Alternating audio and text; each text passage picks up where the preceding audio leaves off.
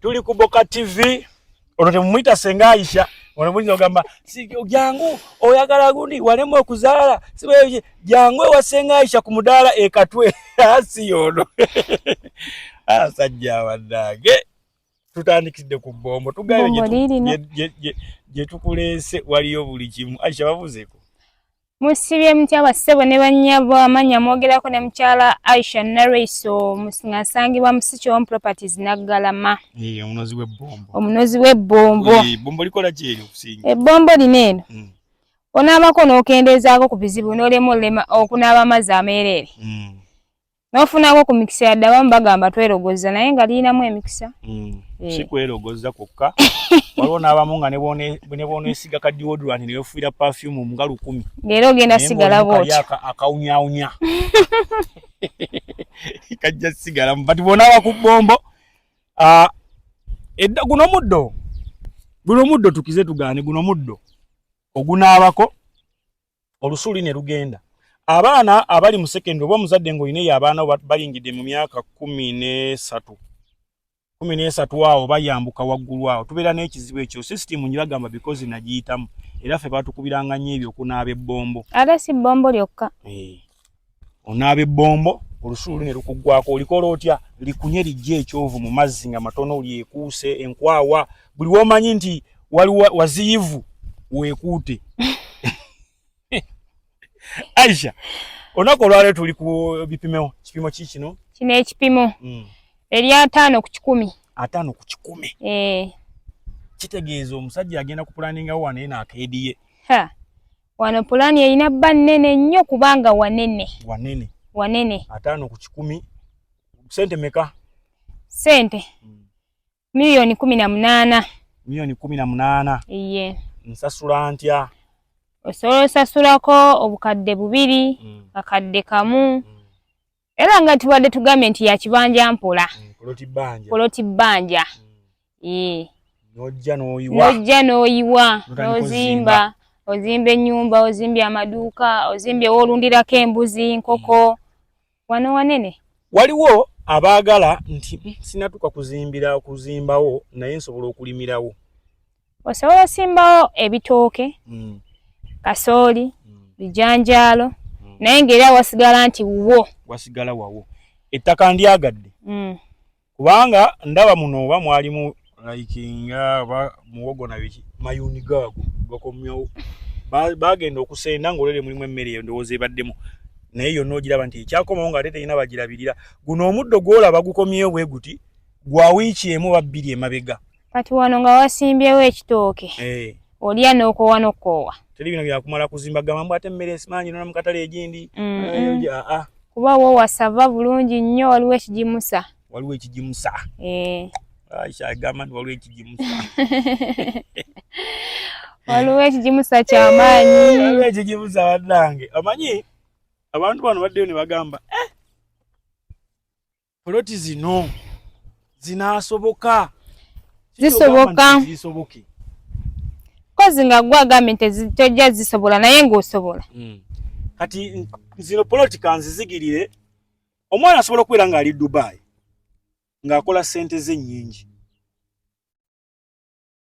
poloti zino nzikuzigirira zino za 5 ku 10 naye tulina bakyali baffe abali mu Amerika abali mu Bungereza mu enfuna yammwe eyawukanamukko erinnyamukko milioni 18 si kizibu kyo weekwata eno poloti 5 ku 10 osobola n'okugamba nti nze njagala 10 ku 10 okitegedde njagala 10 ku 10 ne bagipima njagala 10 ku 2 ne bagipima njagala Afrika ne bazipima lino ettaka ddene nnyo tuli bulijjo nkugambye kati gwa amanyi mu mukono bw'obanga obadde ova bukono like oyise kabembe boyite kabembe akatawuni akaddako okyamira ku ssomero wali ya Vision Africa nojja wano bw'obadde ova Kalaji oviramu wali ere Kalaji n'olinyawo kaboda ka nusu 10 ne kakuleeta wane oba ne taxi wezire ziyunga Kalaji mukono Kalaji mukono gayaza Kalaji mukono then waliwo ne gayaza nojja Aisha wali abagagga abali eyo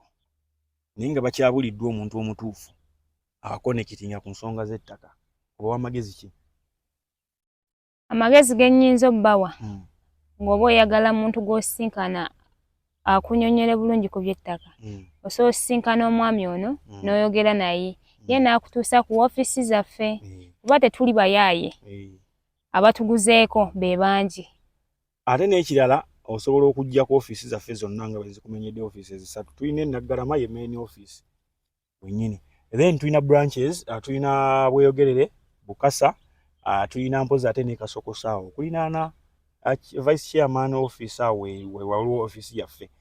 We tuli nnyo. Kitegedde. Njagala genda nina promotion gye ngenda okukola, gye tugenda okukola awamu nga company Sichom Properties. Promotion ene genda kubeera y'abaana ba boda. Tuleme kubeera nga tuzina buzinji nyanya kya suna bena. Abaana ba boda nga toyinaawo ky'olina. Nze ngenza okukola research nga abaana ba boda abasobola n'okunyuka n'emitwalo 7 olunaku n'emitwalo 10. Naye ng'omubuuza kiki ky'olinawo nga talinaawo. Kale onnyuse n'emitwalo 10 oba emitwalo 7 oggyeko eza nannyini ppiki. Oggyeko gwe ze munaalya ewaka endala oziteekawa gw'omwana wa boda. Tugenda kutema estate awo nga y'abaana ba boda yokka. Boda estate.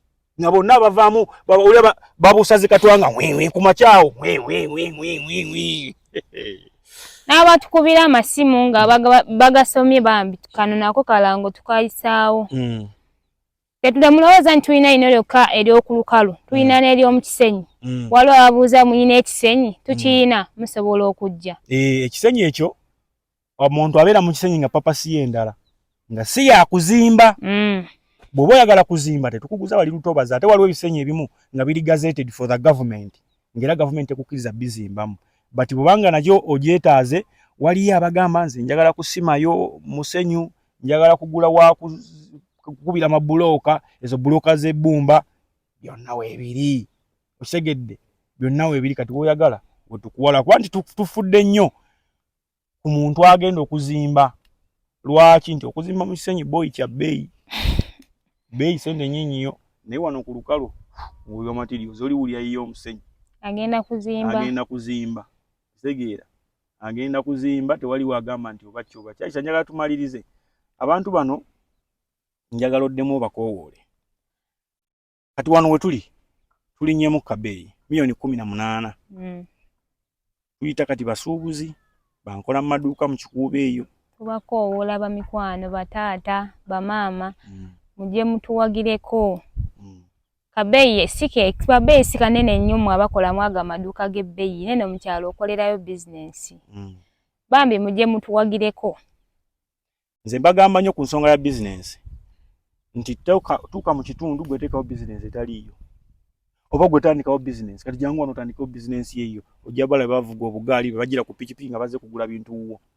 Era naye oba okoze zifaanagana bakasitoma asiima wayagula. Naye kati oli mu competition eri mu mugotteko mulesi muli mu ddogo mufuwe amatama gonna gazeemu obunya mufunye dimples lwa kwefuutika mu mugotteko gw'amalogo temwagala va Kampala muve Kampala bantu mmwe. Aisha Basibule mwebale kutuwulirizaako bassebo ne bannyabo. Koze n'omwami ono ngu bayita Sula Ssenyonga. Nga tusangibwa wali Naggalama. Ate n'ekyokubiri ennamba eziyita awo ze mba mukubako. Temukuba ku bafere ne bababba. N'ekirala bw'oba omaze ogikubako tokola payments nga tonnatuuka ku poloti yo gy'ogenda kusasula. Sooka ojje ku ofiisi olambule. Kuba ttaka tulina estates ennyingi. Tulina Nakanyonyi waliyo estate. Ekalagi wali eri waliwo estate. Wano e Bulijjo waliwo estate. Nakifuma waliwo estate. Mayanga waliwo estate. So gy'oyagala gy'okola ki? Gy'ogulako ekintu kyonna ky'obeera oyagadde. Kakati bw'ogamba nti bakuguzizza kapa mu kutiya tewalirabako tewejjusa. Abafere bali ku masimu okwo. Olaba nze nsoma ennamba za Sichoomu. Kati oli n'amaana agamba amanyi waliwo erifere eryankubira n'eŋŋamba nti kakati baffe Ababokati TV bwe bamwe aba Sichoomu ntikonze nti anti bali twagala tubongeremu okubalanga obulungi. Tubongeremu okubalanga obulungi ne mugenda twongera kasente. Nalaba ati awo twavaawo dda naye bannange mubeere bulungi. Assalamu alaikum wa rahmatullahi wa barakatuh. Wa alaikum salaam wa rahmatullahi wa barakatuh. Tweriddewo.